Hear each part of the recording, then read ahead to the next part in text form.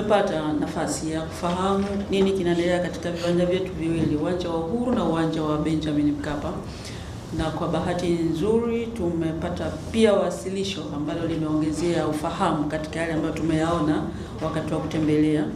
Na hapa Mheshimiwa Waziri ametoka kuhitimisha kwa maana ya kutoa ufafanuzi kwenye hoja mbalimbali ambazo tulikuwa tumeziweka mezani kwa lengo la kutaka ufahamu zaidi. Kwanza nitumie fursa hii kumshukuru sana na kumpongeza mama yetu Dr. Samia Suluhu Hassan. Bado tunaendelea kushangaa namna ambavyo mama anafanya mambo makubwa kwa muda mfupi. Sitaki kusema anafanya miujiza, lakini mambo ambayo tunayashuhudia katika miradi. Mheshimiwa Waziri, tumepita Tanga kwenye sekta ya elimu, mama anafanya kazi kubwa. Tumetoka Arusha, mama ameweka fedha nyingi kwenye uwanja wa Arusha. Leo tunakuja hapa, mambo yanakwenda vizuri kwa kweli. Tunampongeza sana Dr. Samia Suluhu Hassan, Rais wa Jamhuri ya Muungano wa Tanzania. Lakini pili, tunakupongeza wewe pamoja na Mheshimiwa Naibu Waziri, Mheshimiwa Hamisi Mwinjuma, mwana FA, pamoja na Katibu Mkuu. Kwa kweli mnafanya kazi nzuri, na sisi wanasiasa tunapenda kwa kweli kuona matokeo, kwa sababu ndio kitu ambacho kinakupa urahisi wa kuelezea kwa wananchi kwamba nini kimefanyika. Kwa haya mnayofanya ambayo yanaonyesha matokeo ya moja kwa moja yanatupa nguvu sana sisi, na kwa kweli bunge linawapa baraka zote za kuendelea na shughuli kama hizi, na hasa ukiangalia kwamba kama alivyosema mwenyewe kwamba tuko hapa kwa ajili ya kuwakilisha wananchi ambao wametuchagua.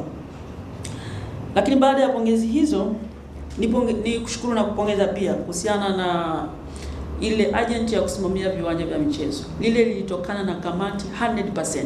Kamati yetu ilishauri kwamba kwa sababu ya hizi karabati zinazoendelea, nyingine zinachukua muda mrefu, nyingine gharama zinakuwa na maswali mengi, pakiwa na chombo ambacho kinasimamia viwanja, akawepo mtu professional anayetakiwa kusema sasa uwanja utakao karabatiwa, sasa ipatikane fedha kwa ajili ya kubadilisha vitu fulani kwenye uwanja.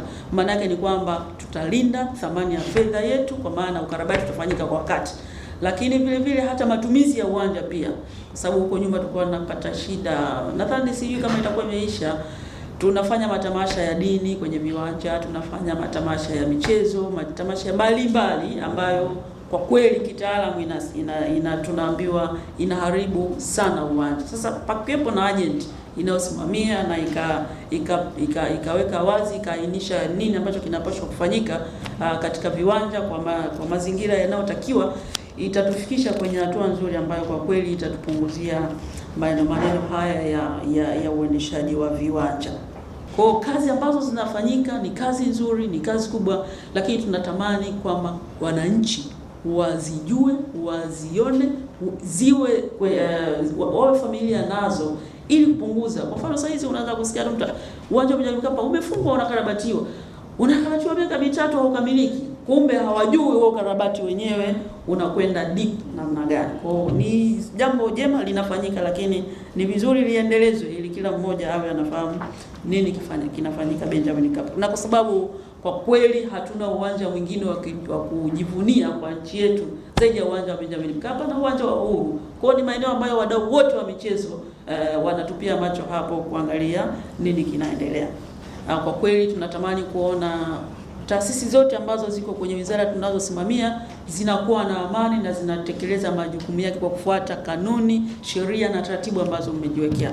Hakuna sehemu ambayo inaendeshwa kwa matakwa ama kwa mapenzi ya mtu aliyoko kwenye kiti wakati huo. Ni kwa sababu kuna kanuni, kuna sheria, kuna taratibu, kuna miongozo ya kufuatwa kwa ajili ya kuendeleza taasisi hiyo. Kwa hiyo tunatamani kusisitiza tu kwamba kanuni ambazo mmejiwekea kwenye taasisi hizo mzifuate, kila mmoja aziheshimu, ili kuondoa migogoro ambayo inapoteza muda na haina tija kwa wananchi tunaowawakilisha.